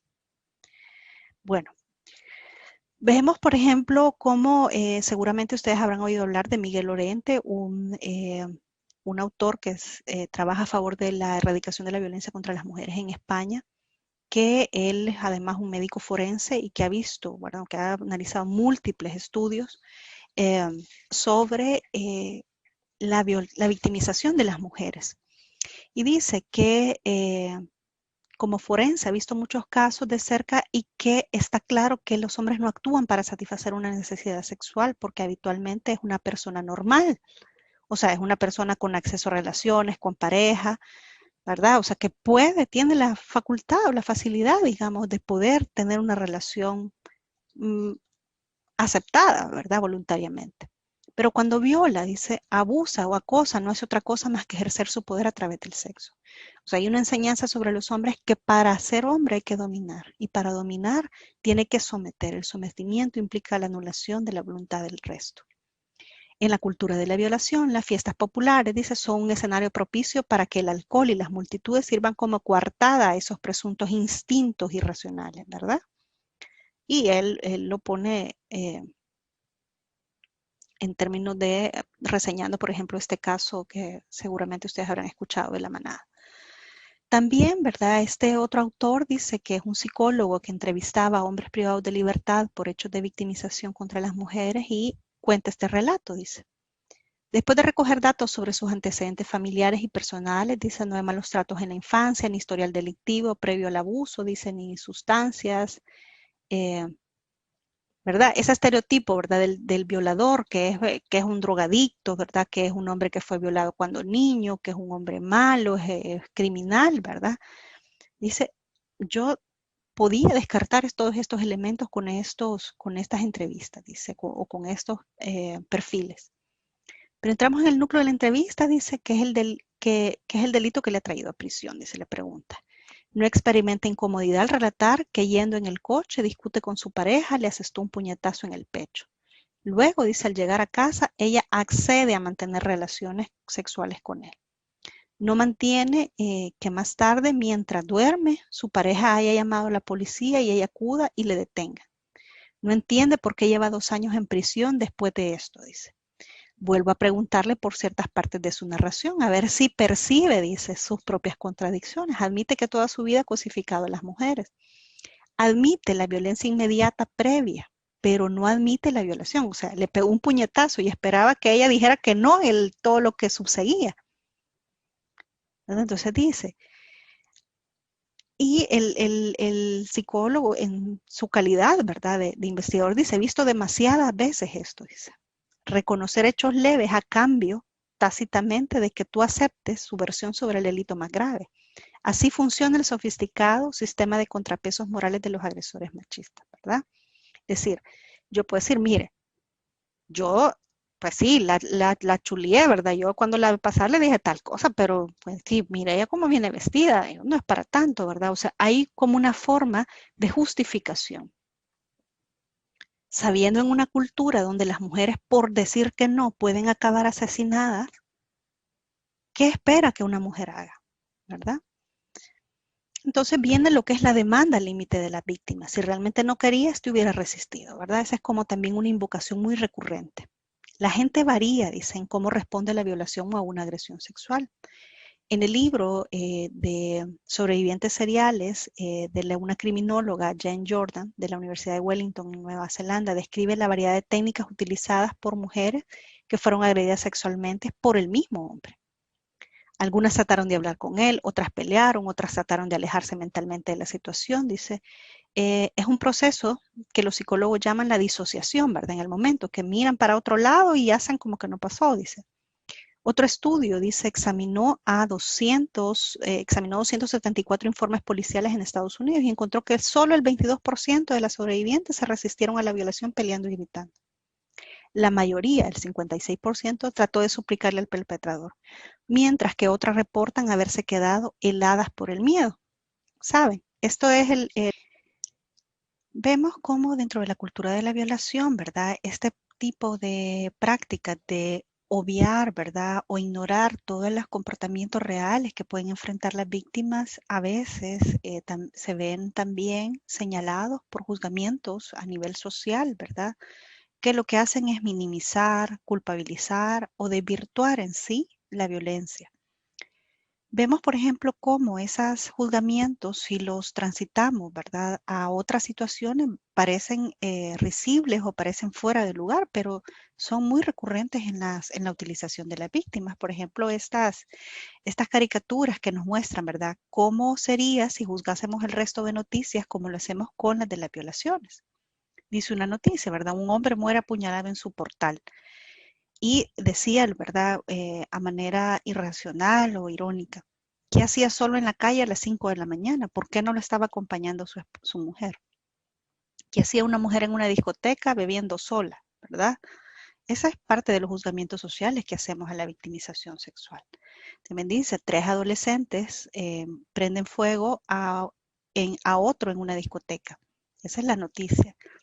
¿A quién se le ocurre llevar ropa inflamable? ¿Por qué no llevaba un extinguidor en su bolsillo? Aunque no lo crean, también parte del juzgamiento que se hace es considerar que las víctimas, recuerdan, las víctimas provocadoras, ¿verdad? No deberían de ir de tal o cual forma vestida o deberían repeler los ataques. Es como decir, ellos pueden violar, eres tú la que debe resistir o la que no debe provocar, ¿verdad? También, ¿verdad? Decía esta otra noticia, 2 turistas son atacados por un león. Sería también un poco irracional pensar, vean, los leones también son atacados por los turistas muchas veces y a nadie le importa, ¿verdad? Es como una forma de descalificar, ¿verdad? Cuando decimos, ¿verdad? Hay muchas víctimas de violencia sexual, mujeres, bueno, pero también hay hombres, ¿verdad? Ya hemos visto los datos que el 91% de las víctimas son mujeres y un 87% de los perpetradores son hombres. Roban un cuadro en un museo, dice la noticia. Y se juzga, dice, bueno, el cuadro era horrible, como para que alguien se lo quisiera robar. Seguro que el museo solo quería la atención, ¿verdad? También habrán escuchado este tipo de juzgamientos en los hechos de victimización sexual. Ahora bien, vemos cómo en un tercer elemento de la cultura de la violación, de cómo funciona este mecanismo, ¿verdad? Viene después de deshumanizar, ¿verdad? Las mujeres, después de todo este silenciamiento, viene la destrucción de la credibilidad y la protección del agresor. Además de la violación, se hace otra violencia y se instala contra la víctima, y es la de la usurpación de la credibilidad. Hay una violación no solo al cuerpo, sino a la verdad. Y de este daño participa la sociedad en su conjunto, lo cual a su vez está íntimamente relacionado con la historia de la cultura, que ha asociado la feminidad con la pasividad y la vergüenza. Se activan los mecanismos donde es necesario demostrar que no se merecía la agresión, ¿verdad? Muchas veces cuando las víctimas hacen esta revelación, viene una serie de cuestionamientos, ¿verdad? No solo en el sistema de justicia, en la misma familia, en las mismas amistades, a través mismo de los medios de comunicación, los sistemas de salud, ¿verdad? Muchas veces vemos estos cuestionamientos, ¿por qué no tuvo más cuidado? ¿Por qué no gritó más fuerte? ¿Por qué no lo dijo antes? ¿Por qué confiaba tanto en él? Finge porque ahora se arrepiente de haberlo incitado, denuncia por vergüenza, por venganza, qué trataba de conseguir con decirlo, ¿verdad? Si ya le había ocurrido, ¿por qué volvió? Y un interminante, etcétera. Lo que termina quebrantando cualquier resistencia. O sea, por más que una víctima intente, ¿verdad?, mantener su versión de la situación, ante todo este cuestionamiento que en el fondo lo que le está diciendo es no te creemos, tu palabra no es válida, terminan por quebrantarle, que ellas se retracten muchas veces de sus denuncias, ¿verdad? La retractación en la victimología es un hecho que es completamente normal, ¿verdad? Una víctima puede en el momento de los hechos en caliente ir, poner una denuncia y luego retractarse. Y la victimología ha estudiado ampliamente esto y determina también, ¿verdad?, cómo toda la victimización terciaria que hace la sociedad, ¿verdad?, acaba precisamente por hacer que las víctimas se retraigan de esto. De ahí que tantas mujeres, dice, experimenten después de la violación un tormento incluso mayor que la propia agresión. Es en ese después donde la sospecha se vuelve rutina para la víctima. La sociedad mide y juzga desde entonces cada una de sus palabras, su pasado sexual, cómo vestía, todos sus actos, si era una persona que había tenido múltiples problemas, si era buena vecina, si era buena trabajadora, si era buena estudiante, si era buena hija, si vestía de tal o cual manera, cuáles eran sus costumbres. O sea, la que pasa a estar en vitrina del juzgamiento son las víctimas. Y en la mayoría de los casos, dice, termina siendo culpable, ¿verdad? Nada se dice sobre los hombres que agreden. Se omite incluso los mensajes al respecto. Aún se sigue invocando a ellos como enfermos, depravados, ¿verdad? Lo que supone decir, mire, ese era un enfermo sexual, cuando la gente utiliza esos términos, lo que está diciendo, mira, alguien que está enfermo no es capaz de distinguir. Y si no es capaz de distinguir, no puede elegir a su víctima la hora ni la forma, ¿verdad? Que son depravados, ¿verdad? Y con eso lo que viene es una normalización de un impulso del agresor, es decir, que no podían controlarse, ¿verdad? O que estaba ebrio, ¿verdad? Que las fiestas suelen ser coartadas para estos presuntos instintos. Aclaremos, ¿verdad? Insistamos en esta aclaración. No es un acto de placer, sino de poder. Eso explicaría su incapacidad para asimilar que no es un no. Mucha gente que ha sido victimizada o agredida por medios sexuales dice que con frecuencia que tiene memorias vividas de ciertas imágenes, sonidos y olores asociados con el ataque, incluso aunque haya ocurrido hace décadas. Sin embargo, o sea, esa se llama, es la secuela del trauma, que se queda instalado, ¿verdad? Se queda como aquella existencia de un recuerdo que es altamente detonante de nuestros sentidos, se queda ahí. Solemos apartarlo, pero en algún momento retrae. Sin embargo, dice, cuando a las víctimas se les pide que recuerden exactamente a qué hora o qué día fue o dónde estaba en ese momento específico, el tipo de detalles en los que la policía y la fiscalía suelen centrarse para el proceso. deslegitimando todos los otros recuerdos. Entonces puede que hayan suficientes dificultades para hacer que se contradigan, socavando su propio testimonio. Hay una discrepancia trágica, dice Amy Hardy, psicóloga de la clínica del King's College de Londres. Hay una discrepancia trágica entre lo que se espera dentro del sistema de justicia criminal y la naturaleza de las memorias traumáticas y cómo la gente suele reportarlas. Si yo les pido un recuerdo de su infancia, generalmente van a recordar una imagen, van a recordar un olor. Por ejemplo, mi abuela hacía una sopa tal, unos tamales tal, un postre tal, un pal tal.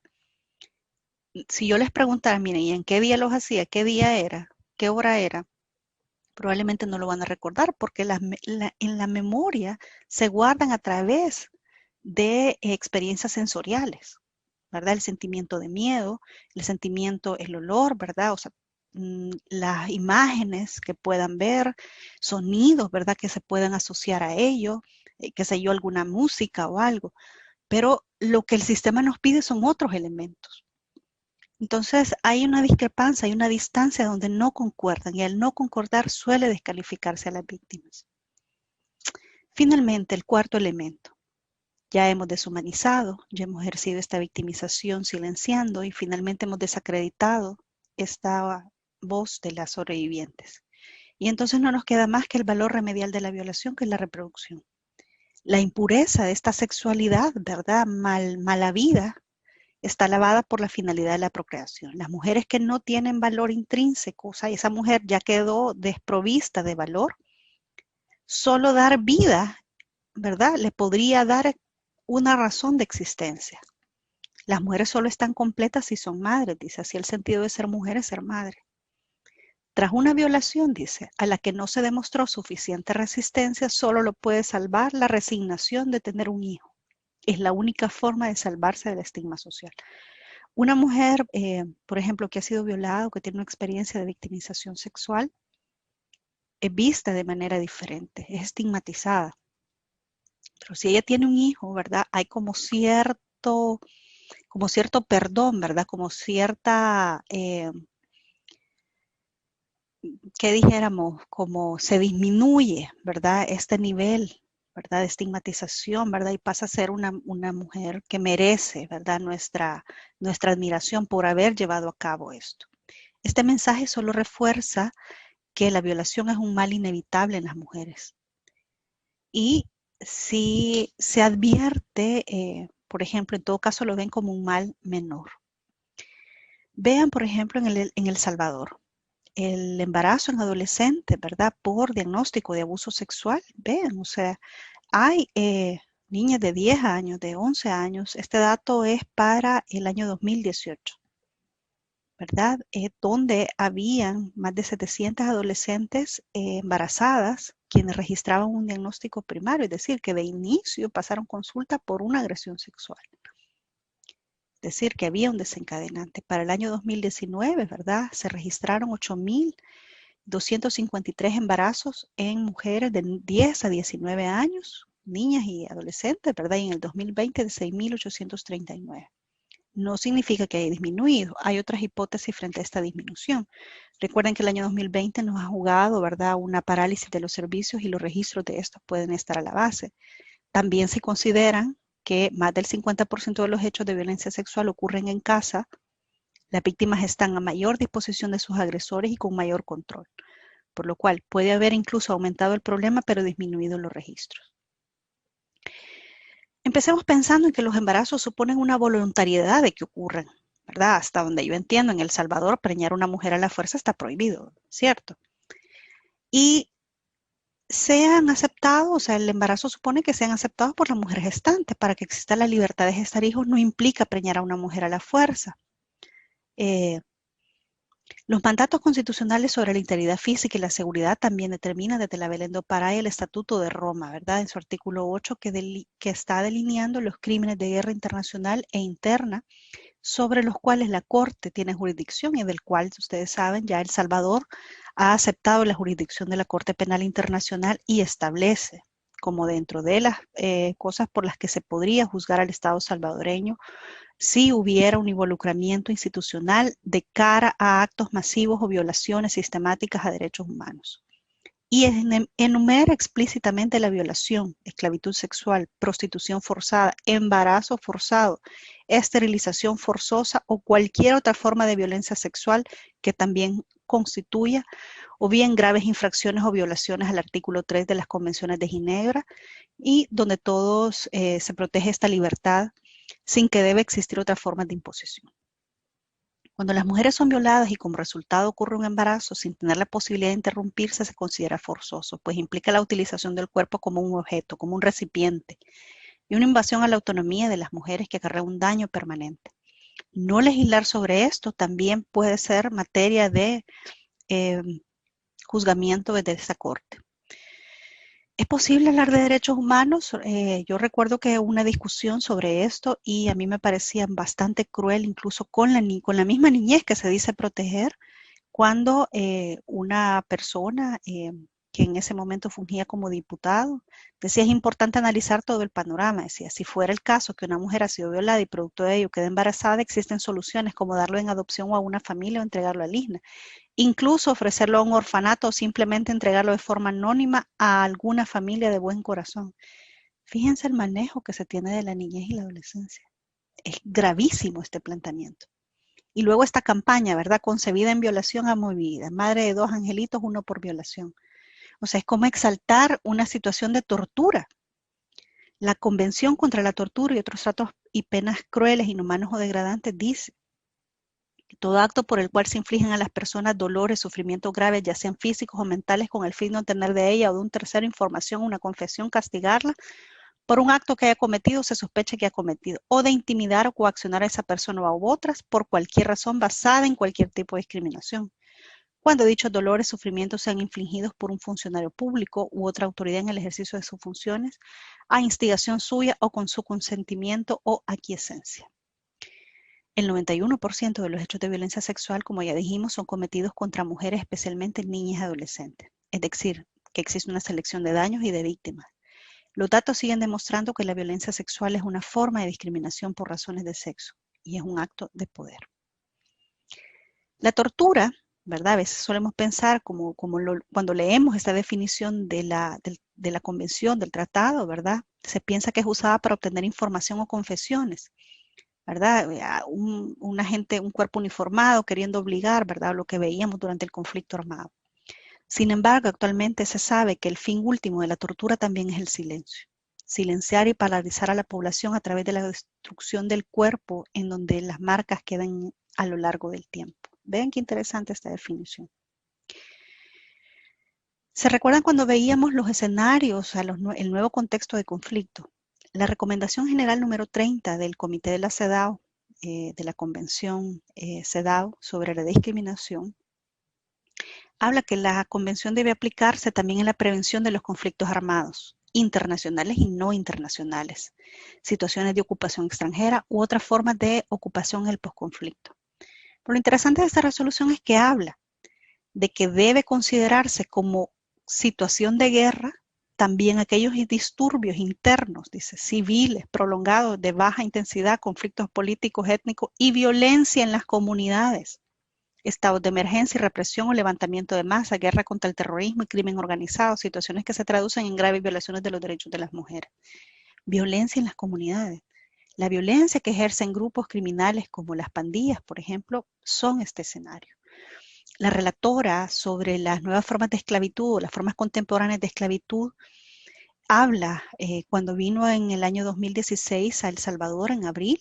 En su informe, ella de los hallazgos que encuentra, dice: durante su estadía en El Salvador, la relatora recibió múltiples informes, según los cuales en el contexto de violencia cada vez más generalizada de las maras, existían prácticas análogas a las de esclavitud que se manifestaban de varias formas. Una de esas prácticas consistía en la esclavitud de mujeres, jóvenes y niñas. La relatora fue informada de la existencia de niveles extremadamente altos de discriminación de género y violencia ejercida por las maras sobre las mujeres.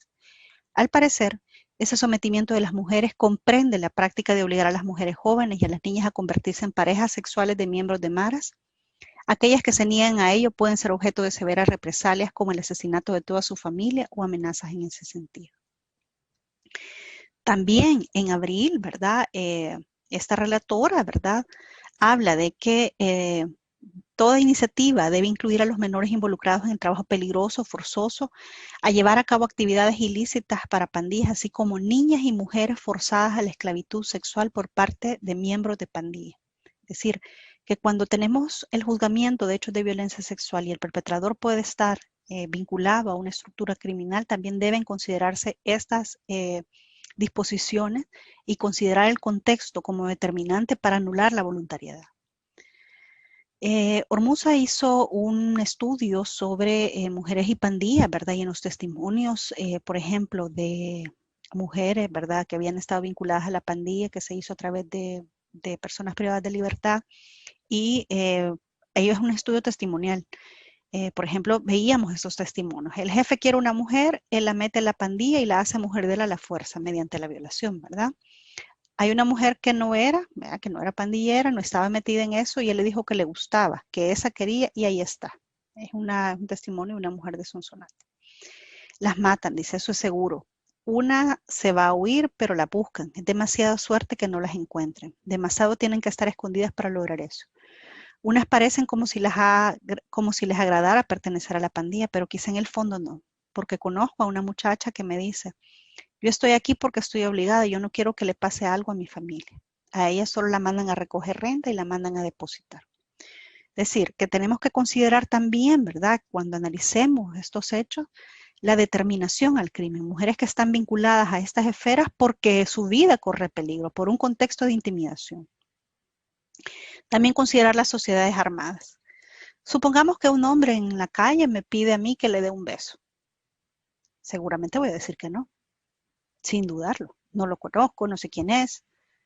Pero si ese hombre me muestra un arma, ¿ustedes cuál creen que va a ser mi respuesta? ¿Verdad?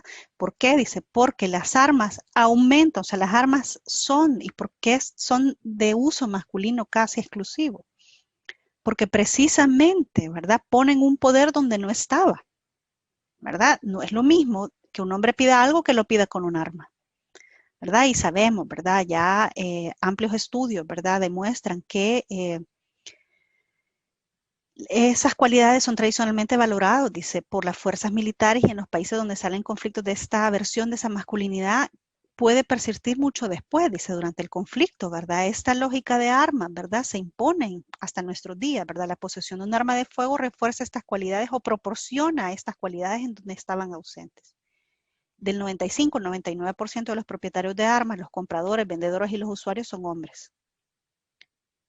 Esto es debido a que el modelo dominante de masculinidad pone un alto valor a cualidades como esta, ¿verdad? Asumir riesgos, la agresividad y la capacidad de dominar y controlar a los demás o hacer lo que él dice. Las armas confieren a las personas o grupos una cantidad desproporcionada de poder, como es el caso de muchos hombres que cometen actos de violencia. Por ejemplo, una pistola puede ayudar a una persona a conseguir dinero y respeto. Los hombres que están a favor de esta versión de la masculinidad a menudo usan un arma. La presencia de un arma en casa incluso, dice, aumenta el riesgo en un 272% de que una mujer sea asesinada con esa arma. Bueno, ¿qué hay de la cultura, de todo lo que hemos visto de la cultura de la violación que hay en El Salvador? Yo les he traído unos sencillos ejemplos. Ustedes recordarán o sabrán muy bien de la leyenda de la Ciguanaba, ¿verdad? Una mujer que originalmente llamada Cihuehuet, ¿verdad? Una mujer hermosa que tiene un romance con el hijo del dios de la Tlaloc, del cual resulta embarazada. Ciguanaba, ¿verdad? Ya era mala, ¿verdad? Madre, porque dejaba a su hijo solo, el cipitío, para estar con su amante. El niño comía ceniza, estaba barrigón y descuidado, dice. Cuando Tlaloc lo descubre lo que estaba pasando, maldijo a Cihuehuet. Primero el peligro del cuerpo, ¿verdad? ¿Cómo la castiga, verdad? A la fealdad y a vagar errante, ¿verdad? Y a seducir a los hombres, pero siempre estar sola. Pero además, dice, ella tiene un amante, ¿verdad? Pero al amante nunca se escucha nada, nadie dice de él, ¿verdad? Sin embargo, la castigada es ella. ¿Quiénes recordarán también el cuento de la petaca, verdad? En Cuentos de Barro. Era una niña, ¿verdad? Que tenía una malformación. No está escolarizada, ¿verdad? Es la que hacía todo el trabajo del hogar. El padre le decía, así, no es fea, dice. Pero quisiera volarte la petaca de un corbazo. La lleva donde un sobador que la viola, ¿verdad? Hasta que la embaraza y muere con una condición de un parto de riesgo. Entonces dice, más que una cruz, ella hacía una X con las líneas de su cuerpo y la de las petacas. Le pusieron una coronita de siempre vivas. Estaba como en un sueño profundo. Y es que ella siempre estuvo un grado más abajo de los suyos. Cuando todos estaban riendo, ella sonreía. Cuando todos sonreían, ella estaba seria. Cuando todos estaban serios, ella lloraba. Y ahora que ellos lloraban, ella no tuvo más remedio que estar muerta. Este cuento, o sea, es suficientemente cruel, sin embargo no nos lo enseñan bajo una mirada crítica, decir que era una niña que estaba en condición de total riesgo, abandono y de victimización. Era parte del folclore de nuestra historia, ¿verdad? Se vuelve una narración normal, ¿verdad? Normalizada para nuestras niñas en el rural. Entonces, es parte también de esta cultura de la violación. ¿Qué aspectos de la cultura de violación se identifican en estos relatos? Vemos, ¿verdad? Son primero, ¿verdad? La culpabilización a las víctimas, ¿verdad? Las condicionantes, las determinantes sobre la belleza y los estereotipos, la culpabilización, ¿verdad? Las mujeres y el asumir, ¿verdad? Que ellas tienen la culpa, entonces son ellas las que tienen que pagar, ¿verdad? La petaca acabar muerta, ¿verdad? Que vemos como presentes en nuestra cultura y podrían ser infinitos. Para concluir, la violencia sexual es un mecanismo de dominación y poder, es selectiva sobre una población, es masiva sobre los índices, ¿verdad? Alcanza índices de epidemia y hay un aumento de riesgos bajo la violencia armada y el crimen organizado. El ataque a la sexualidad de las mujeres representa un ataque a los fundamentos culturales del grupo, por lo que los significados que cobran los cuerpos y los roles de las mujeres. Es necesario sacar de la privatización los hechos y ser conscientes de cómo responden a una cultura que se construye a los hombres bajo una referencia endocéntrica con capacidad de transformar un significado. No es necesario negar los hechos, sino cambiar su significado. Es importante también traicionar el pacto entre varones y cambiar a los receptores de los mensajes demandando respeto y reafirmando nuestro derecho a ser libres de toda forma de violencia. El único culpable de la agresión es quien agrede. Les dejo aquí la bibliografía y referencia utilizada.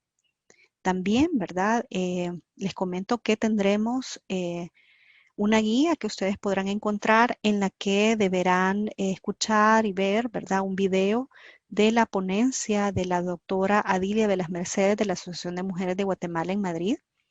La doctora Adilia nos dio una disertación sobre la cultura de la violación para un webinar en julio a través del Consejo Nacional de la Judicatura, el cual les pedimos escuchar y el que les pido que por favor de manera individual realicen una lista de aquellos nuevos conceptos que ustedes hayan identificado en su disertación. Por favor, si tienen alguna duda, pues con gusto pueden escribirme a los correos o por los medios que están definidos. Muchas gracias y que tengan buen día.